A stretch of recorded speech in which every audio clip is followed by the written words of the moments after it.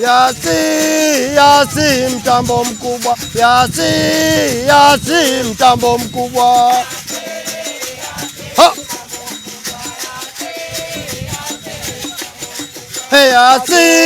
Yasi mtambo mkubwa, Yasi mtambo mkubwa. Ni wananchi wa kijiji cha Mswaha Darajani katika wilaya ya Korogwe mkoani Tanga waliokuwa wakikabiliwa na changamoto ya ukosefu wa mtandao, hali iliyokuwa ikiwapelekea kushindwa kuendesha shughuli mbalimbali muhimu zinazohitaji mtandao wa simu. Shangwe hizo zimetokea baada ya kampuni ya mawasiliano ya Yasi kutatua changamoto hiyo kwa kuweka mnara wa mawasiliano utakaorahisisha upatikanaji wa huduma za simu na mtandao katika kijiji hicho. Hapa wananchi hao wanaeleza namna walivyokuwa wakipitia changamoto ya mtandao kabla ya kupatikana kwa huduma hiyo. Mimi ni Yusuf Emmanuel wa Msangazi TV. Kilio chetu kikubwa kilikuwa ni masuala ya mtandao.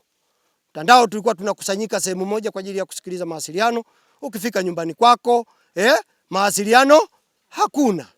Kwa hiyo hata mtoto anataka kukutumia hela, una mgonjwa hospitalini, mpaka ufike wilayani ndio muweze kuwasiliana na mtoto wako uweze kupata chochote kitu. Lakini kwa sasa tangu Yasi wametufungia mtambo huu, kiukweli tunaiona sasa Mswaha inameremeta pamoja na kata nzima.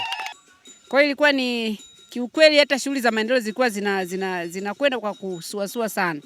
Lakini tunamshukuru Mungu baada tu ya kupata mradi huu wa Yasi umetupelekea kwamba shughuli za maendeleo zimekuwa rafiki. Kwamba unahitaji kufanya mawasiliano, unakuwa rahisi unafanya mawasiliano, lakini pia sasa hivi shughuli zetu nyingi zinahitaji mambo ya internet. Kwa hiyo kipindi cha nyuma ilikuwa ni mpaka utoke uende mjini, huko ilikuwa inasumbua sana, lakini sasa hivi ni rahisi. Ila wakati haupo watu walikuwa wanateseka sana. Hivi tu kwa sasa hivi tunashukuru ulivyokuwa umeshawekwa. Mpaka sasa hivi tunashukuru hela unatoa kirahisi, na hata mifumo mingi ya Yasi sasa hivi inakuwa iko vizuri. Sio kama vile vya zamani. Moja, tutumie vizuri mtandao ya simu kwa faida ya maendeleo. Tuko pamoja Tusitumie mtandao wa Yasi kwa ajili ya masuala ambayo sio ya maendeleo. Masuala ya kutengeneza migogoro ambayo haina msingi tuachane nayo. Tuko pamoja Lakini pili, tuwe walinzi wa hii miundombinu ambayo imewekwa. Huu miundombinu hapa iliyowekwa sio kwa ajili ya watu wa Yasi peke yao. Wao wameweka wanaenda. Inawasaidia kina nani? Sisi watu wa Mswaha. Sasa asije akatokea mtu hapa labda mlinzi siku moja hayupo, basi anakuja kuiba mali au kufanya chochote kibaya. Tumejifunza kwenye baadhi ya maeneo, tunaweka mfano tuliweka taa zile za Korogwe, taa zile za umeme za barabarani. Watu wakaenda kangoa.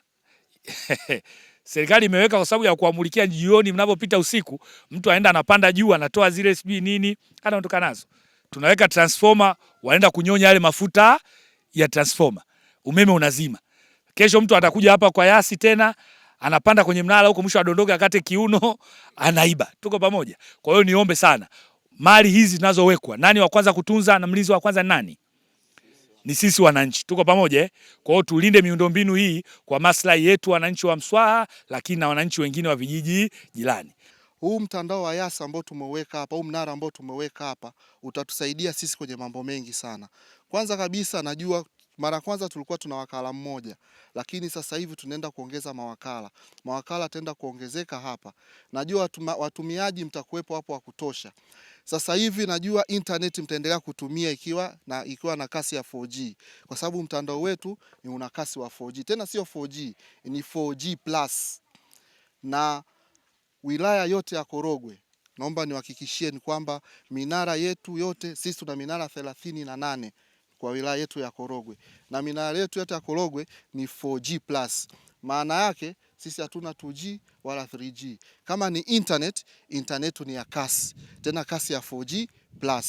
Maana yake ni kwamba wewe hata ukiwa na kitu chako unataka udownload kwenye simu yako, una download ndani ya sekunde chache, unaweza kuperuzi. Kama ni unaangalia ni YouTube, najua kuna vijana hapa mnaenda kwenye Instagram, sijui kuna TikTok, wote tunafanya kazi.